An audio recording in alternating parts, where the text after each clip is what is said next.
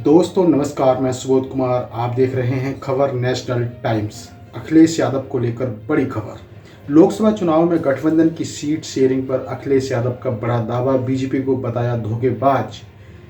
जानते हैं क्या है पूरी खबर, आखिर क्यों बताया धोखेबाज।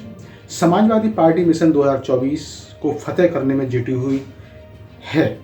नवरात्रि में अखिलेश यादव 20 सीटों पर प्रत्याशियों के नाम की घोषणा कर सकते हैं। कानपुर पहुंचे सपा मुखिया ने बीजेपी के दावे पर जबरदस्त हमला बोला। उन्होंने कहा कि जनता बीजेपी को 80 सीटों पर धूल चटाएगी।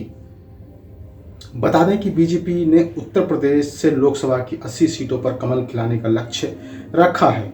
दावा किया जा रहा है कि आक्रामक रणनीति की बदौलत 80 सीटें बीजेपी के पाले में जाएंगी। बीजेपी ने लोकतंत्र और संविधान को खत्म कर दिया है। अखिलेश यादव ने कहा कि आम मतदाताओं को लगता है कि बीजेपी ने लोकतंत्र और संविधान खत्म कर दिया है।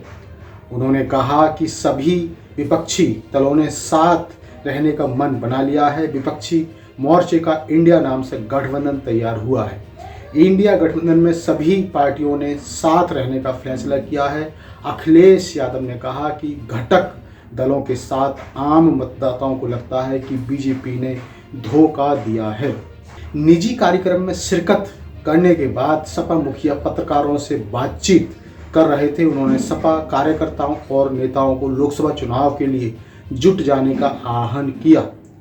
अखिलेश यादव ने कहा कि बीजेपी ने संविधान, लोकतंत्र और संस्थाओं को खत्म कर दिया है।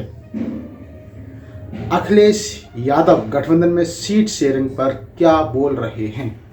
महंगाई, बेरोजगारी और नाइंसाफी चरम सीमा पर है। इंडिया गठबंधन में सीट शेयरिंग पर स्थिति को साफ करते हुए अखिलेश यादव ने कहा कि किसी तरह की दिक्कत नहीं होगी। उन्होंने कहा कि जनता बीजेपी को 80 सीटों पर हराने जा रही है। हराने का काम इसलिए जनता करेगी क्योंकि उसे एहसास हो गया है कि धोखा हुआ है। राज्य में धान खरीदे के मुद्दे पर भी सपा मुखिया ने योगी सरकार को आड़े हाथों लिया।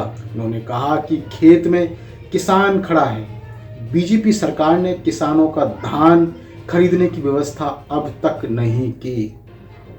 तो दोस्तों, योगी सरकार पर अखिलेश यादव के द्वारा बहुत बड़ा हमला बोला गया। उन्होंने बहुत कुछ कहा था। ये थी बड़ी खबर। इसी तरह की खबरों से जुड़े रहने के लिए हमारे इस चैनल खबर नेशनल टाइम्स को जरूर सब्सक्राइब करें। सब्सक्राइब करने के साथ ही बेल आइकन जरूर दबाएं, जिससे कि आपके पास खबरों के नोटिफिकेशन आते रहें। तो मैं सुबोध कुमार फिर आऊँगा एक नई और बड़ी खबर को लेकर। तब तक के लिए धन्यवाद, नमस्कार।